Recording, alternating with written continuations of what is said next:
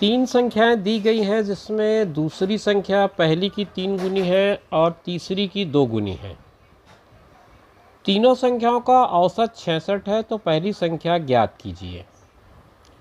Option आपके पास है 36, 54, 108 और 72। चार ऑप्शन है, चारों में से कौन सा करेक्ट है ये हमको चूज़ करना है। सवाल को औसत का तो सिद्धांत लगाना ही पड़ेगा, साथ में हमको अगर अनुपात का सिद्धांत भी यूज़ करें तो मेरा ख्याल है हम आसानी से बना पाएंगे। शुरू कर लेते हैं। तीन संख्या मैंने मान लिया, एक ए है, एक बी है और एक सी है। इनमें दूसरी संख्या मतलब बी पहली की 3 गुनी है। अब अगर मैं पहली को 1 लेता हूँ तो दूसरा जो है वो 3 हो जाएगा और तीसरी की 2 गुनी है। तो अगर दूसरी संख्या आपने 3 ली है, ये तो ये किसकी दुगुनी होगी? ये 1.5 की दुगुनी होगी, यानी 1.5 का दुगुना 3 होगा। तो ये डेसिमल आ गया मामला। तो अब आपके अंक जो हैं, संख्याएं जो हैं वो इस अनुपात में आ गई, 1:3:1.5।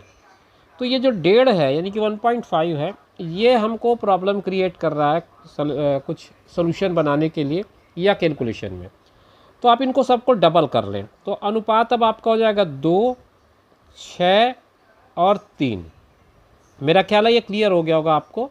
आपने किया कुछ नहीं है, इस अनुपात को 2 से गुणा कर दिया। संख्या 1, 3 और 1.5 के अनुपात में थी, तो आपने इसको डबल करके 2, 6 और 3 का अनुपात कर दिया। तो अब ये संख्या हो गई 2, 6 और 3। अब इनका अगर मैं टोटल कर दूँ, अनुपातों का टोटल कर दूँ, तो 6 और 2 8, 8 और 3 11 हो जाएगा। ये 11 है। और अगर 11/3 करूँ, बटा 3 मैं क्यों कर रहा हूँ? क्योंकि ये औसत का मामला है। तो 11 का बटा 3 करके उसको मैं 66 से तुलना करूँ, क्योंकि 11 ये अनुपातों का योग है और 3 जो है वो उस सूत्र से हमने लिया है, जो सूत्र आपको याद होगा, माध्य या औसत। इसके लिए हम इस्तेमाल करते हैं प्रेक्षणों का योग बटा प्रेक्षणों की संख्या।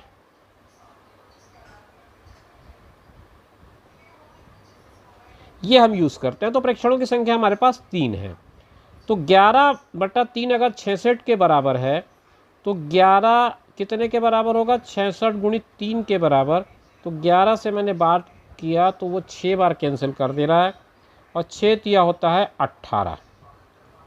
तो यहाँ पर 1 की वैल्यू आ रही है 18।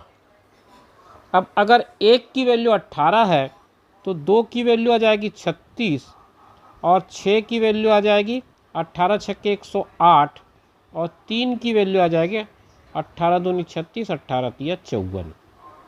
ये कुल मिलाकर के संख्याएं बनती हैं। आपको केवल पहली संख्या पूछा है, तो पहली संख्या की वैल्यू 36 होगी आपके सवाल के हिसाब से। तो ऑप्शन ए आपका करेक्ट ऑप्शन बन पा रहा है। आप चाहें तो इस क्वेश्चन को क्रॉस चेक करके अपना आंसर वेरीफाई भी कर सकते हैं। ये मैंने 3 संख्याएं तो निकाल के दे ही दी आपको। अगर इनका मैं सम करता हूं तो 4, 8, 12, 12, 6, 18 का 8 आएगा, हासिल 1, 3 और 1 4, 4 और 5 9 हुआ और 1 198 आया। इसको आप 3 से डिवाइड कर दें तो आपको औसत मिल जाना चाहिए। तो 3 छक्के हुआ 18, बचेगा इसमें 1 और फिर 3 छक्के 18। तो इसका औसत 66 आ जा रहा है, जो कि आपके सवाल में भी दिया हुआ है। तो उम्मीद करता हूँ क्वेश्चन आपको बहुत क्लियर हो गया होगा। ऑप्शन आपका ए करेक्ट ऑप्शन है।